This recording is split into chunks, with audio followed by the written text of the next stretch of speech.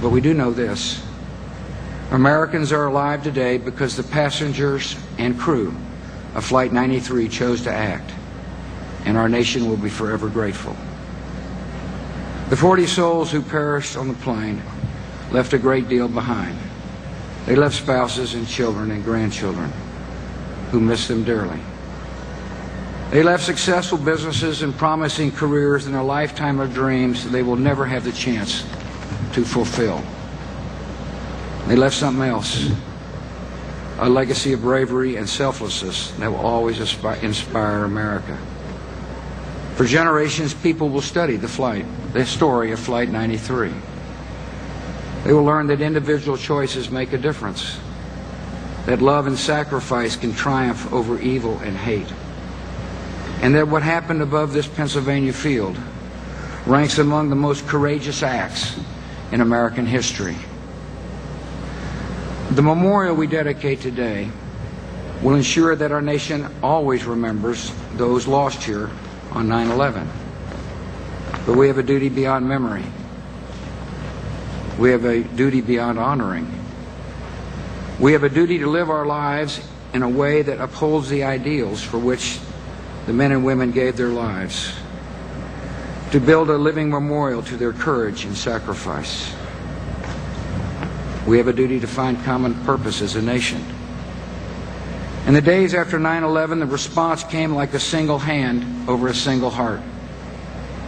Members of Congress from both sides of the aisle gathered on the steps of the Capitol and sang "God Bless America." Neighbors reached out to neighbors of all backgrounds and beliefs. The past decade, our country has been tested by natural disaster, economic turmoil, anxieties, and challenges here at home and abroad. There have been spirited debates along the way. It's the essence of democracy. But Americans have never been defined by our disagreements. Whatever challenges we face today and in the future, we must never lose faith in our ability to meet them together. We must never allow our differences to harden into divisions. Second, we have a duty to remain engaged in the world. 9/11 proved that the conditions in a country on the other side of the world can have an impact on our own streets. It may be tempting to think it doesn't matter what happens to a villager in Afghanistan or a child in Africa, but the temptation of isolation is deadly wrong.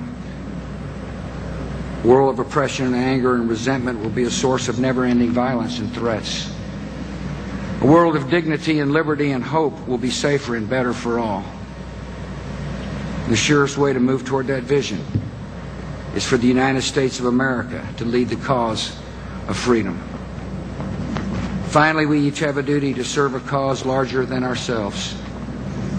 The passengers aboard Flight 93 set an example that inspires us all. Many have followed their path of service by donating blood or mentoring a child or volunteering in desperate corners of the earth. Some have devoted their careers to analyzing intelligence or protecting our borders and securing our skies. Others have made the noble choice to defend our nation in battle. For 10 years, our troops have risked and given their lives to prevent our enemies from attacking America again. They've kept us safe, they have made us proud, and they have upheld the spirit of service shown by the passengers on Flight 93.